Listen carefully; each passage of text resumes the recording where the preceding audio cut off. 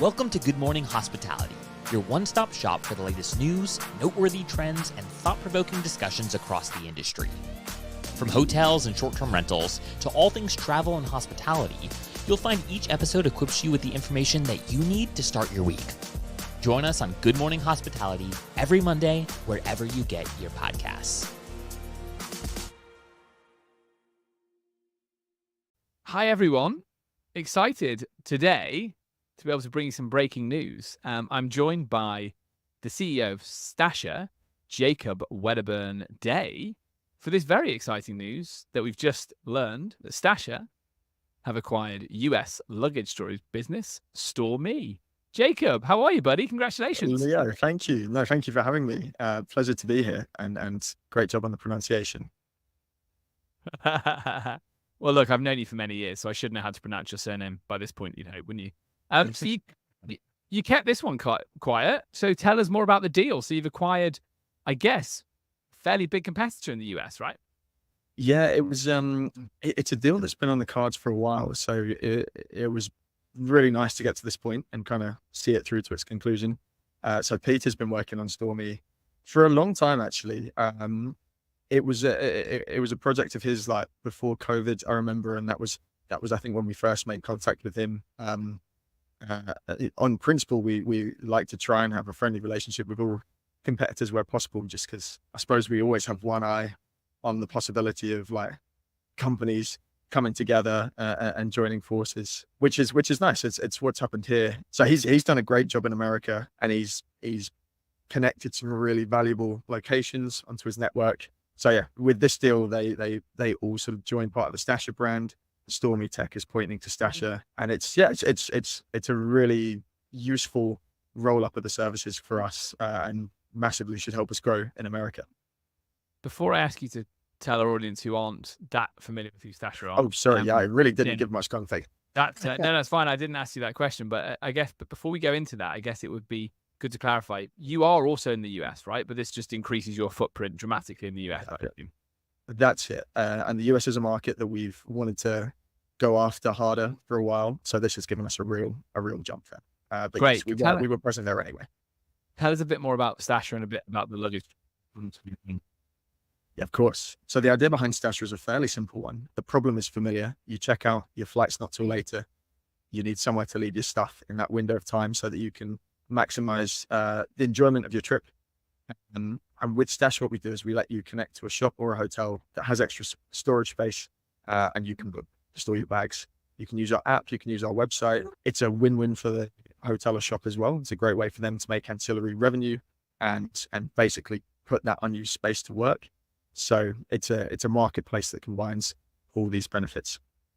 Brilliant. Now, obviously, I've known you for a number of years as you've been growing this market. You've acquired StoreMe. How many more acquisitions that are out there that you need to make before you have the whole market? There's still many small players and then a few pretty big ones. So I think it'd be a long time before a sort of monopoly emerges. But certainly, yeah, this was a deal we were super excited about, because I think Peter's built something really good. He took a bit of a different approach to StoreMe. He sort of went app first. So he built some really sort of interesting tech around it. And he's got some great hosts. But yeah, there are plenty of other ones that we've got our eyes on. And in the press release that we put out, we mentioned, for example, there were two that we did in the last couple of years, one in Latin America and one in Australia, which was Airkeep in Latin America and Mind My Bag in Australia. So as you can see, we're going after the four corners of the world. There's got to be one in Asia next. And tell me, why did you feel this was an acquisition that you wanted to make, and why now? So I think one of the things that evolved from the two prior deals we did was we really worked out a formula for making these deals work for all parties. I suppose it's that sort of negotiating principle of it's not about one party feeling like they've won. It's about seeing if you can get to a kind of win-win arrangement. And certainly in those deals, we knew what the founders who'd started their companies were looking to get out of it. And we knew for us, the best process for kind of bringing on their assets and making it work as a combined entity. So I think our experience with those two gave us a lot of confidence that we could do the same thing in America with StoreMe. And in terms of why now, I suppose it was just, it was when those business interests kind of aligned. And to put that in more personal terms, in Peter's case, he'd got to the point where he felt he'd taken it a good distance, but he was really interested in the consulting business he was building on the side. And I think he got to the point where he really wanted to pursue that, but he didn't, he didn't want to lose what he'd worked on. He'd got it to a good level, and he wanted a good custodian for the business that he'd built. So I suppose for us, I mean, it's a deal we've wanted to do for a long time. And it was like when that timing worked for both of us, and we, hit a price that was mutually agreeable. That was why now. That was when the timing was right. Obviously, bag storage typically more of a feature in an urban market. Is that fair to say? 100%. Yeah.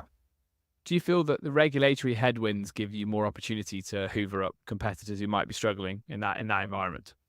And just to be clear, the headwinds you're talking about are the sort of short-term rental ones, or? Yeah.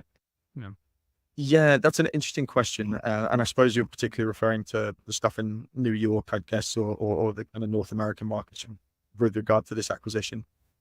It's a really valid point, and probably quite a relevant one here, because I know for a lot of players, SEO is like one of the big channels, but because Pete started app first, it was App Store SEO, not sort of web SEO, that was driving his stuff, and he had some really good partnerships.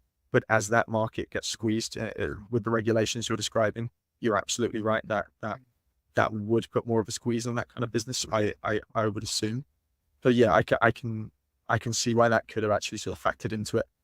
In terms of the general market, I would say, obviously Airbnb is a major driver, and other vacation rental players are a significant driver of the kind of partnerships traffic we see.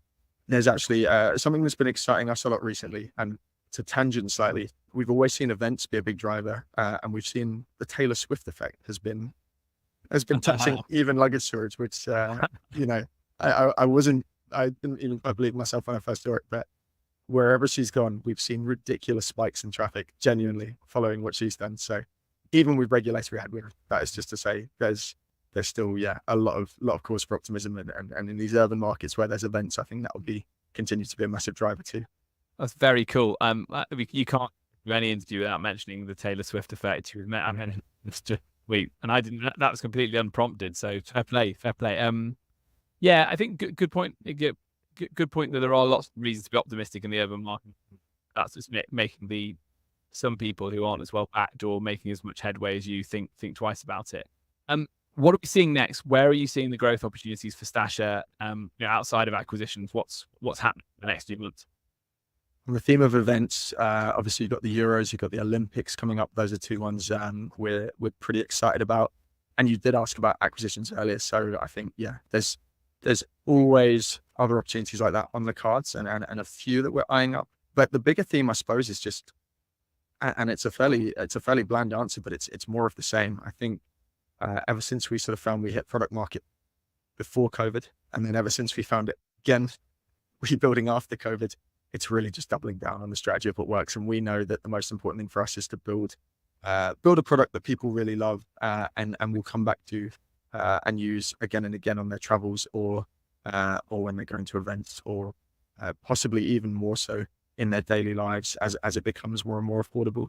So, we'll always be adding locations to the network, and looking for new ways to reach more customers, whether that's just the sort of traditional SEO or adding partnerships with people in the vacation rental industry. It's doing more of the same.